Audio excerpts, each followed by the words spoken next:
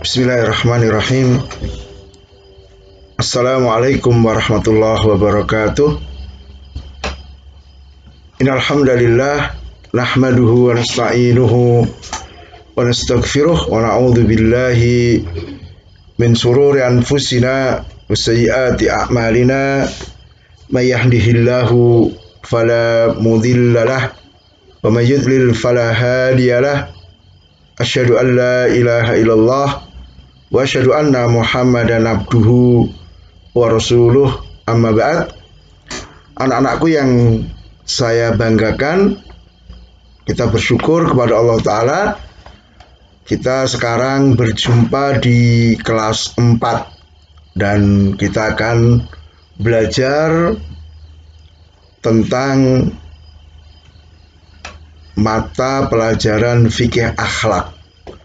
Ya, diharapkan dengan kita belajar materi ini kalian bisa mengerjakan ibadah dengan baik sesuai yang dicontohkan oleh Rasul Sallallahu Alaihi Wasallam, kemudian juga bisa berakhlak yang mulia, yaitu dengan menjalankan peribadatan yang disyariatkan oleh Allah melalui Rasulnya Sallallahu Alaihi Wasallam. Ya, kita langsung saja masuk di bab pertama. Ya, silahkan kalian membuka buku pelajaran yang sudah kalian miliki. Ya, kita masuk di bab pertama di halaman yang keempat. Kita akan membahas tentang nikmat air. Ya. Dengan mempelajari ini, kita berharap kalian bisa memahami betapa besar nikmat Allah berupa air.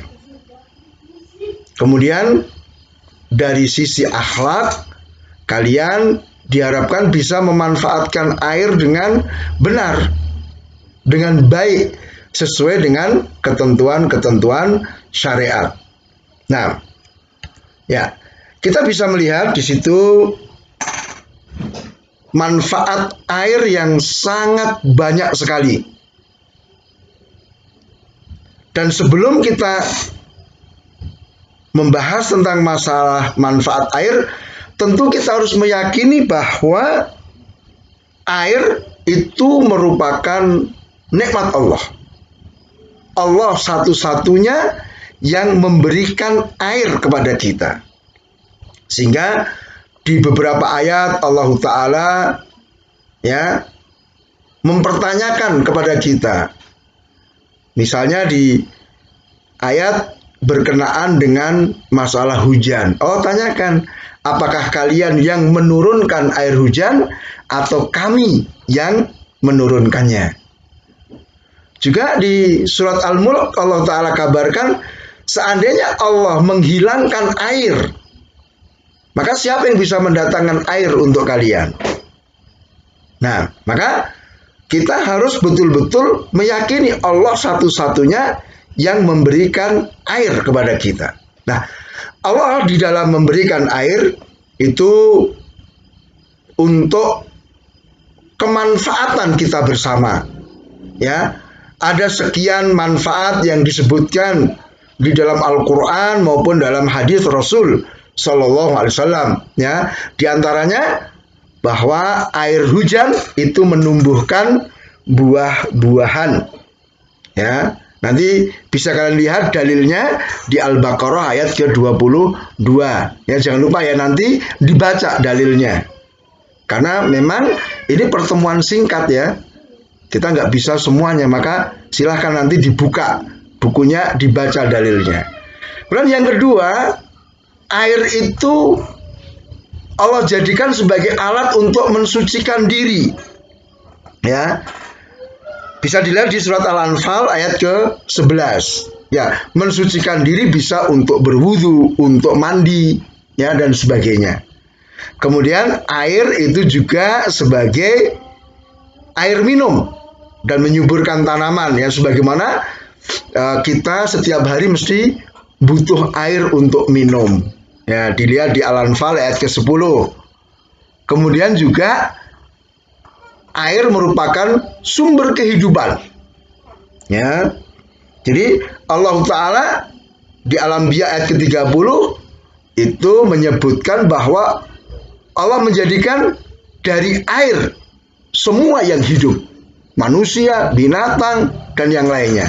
Nah, adapun manfaat nomor 5, nomor 6 silahkan ya kalian lihat di buku kemudian dituliskan ya. Jadi masih ada 2 memang sengaja Ustadz tidak sebutkan ya agar kalian melihat ke buku pelajaran yang kalian pegang. Kemudian, nah, apa yang harus kita lakukan terhadap nikmat air? Yang pertama, tentu kita harus bersyukur kepada Allah Ta'ala karena Allah telah memberikan air untuk kita. Nah, nanti bentuk bersyukurnya bagaimana? Ya, pertama kita meyakini air itu yang memberikan Allah. Yang kedua kita mengucapkan syukur Alhamdulillah. Ya, kemudian yang ketiga adalah apa? Kita gunakan air dengan cara yang benar, tidak boros. Ya, terlebih ya di daerah kita air itu betul-betul kita rasakan ya, karena kita tidak punya sumur.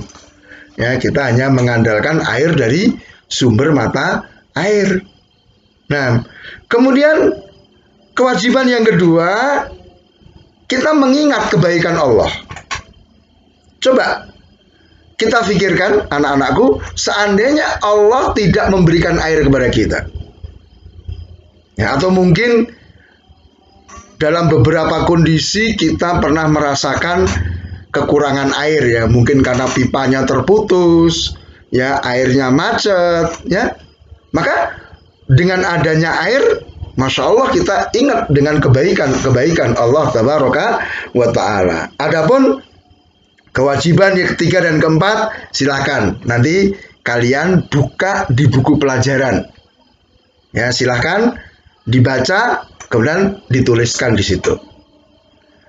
Selanjutnya anak-anakku yang saya muliakan, kita tidak boleh berlebihan dalam menggunakan air. Ya, ini termasuk bentuk syukur kepada Allah bahwa kita menggunakan air itu secukupnya. Ya, Allah Ta'ala melarang kita dari berlebihan di dalam menggunakan air. Kita lihat ya, misalnya Rasul berwudu hanya dengan sedikit air ya. Ya, jadi Rasul itu berwudu dengan menggunakan 1 mud air. Ya, mandi dengan menggunakan berapa?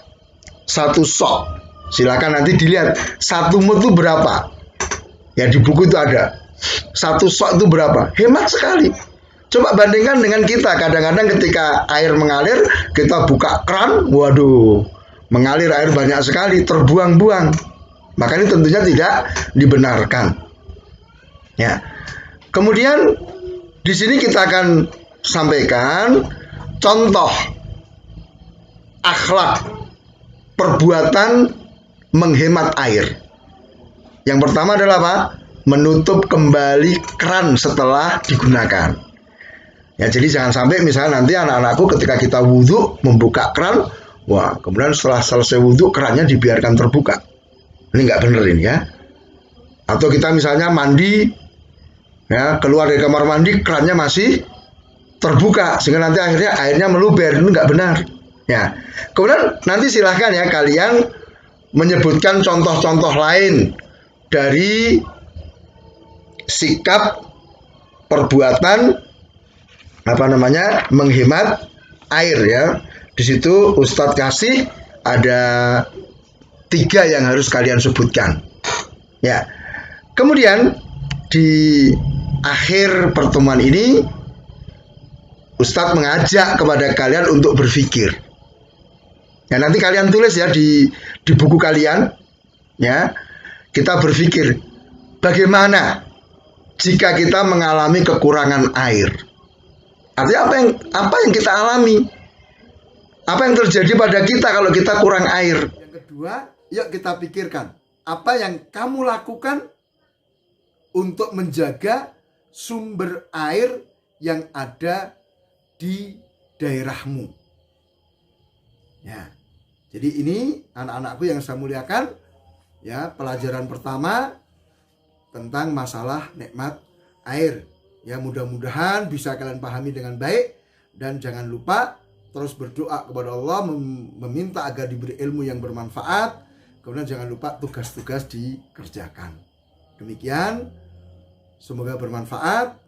Kita tutup. Subhanakallahumma wa bihamdika asyhadu an la ilaha illa anta astaghfiruka wa atubu ilaik. Wassalamualaikum warahmatullahi wabarakatuh.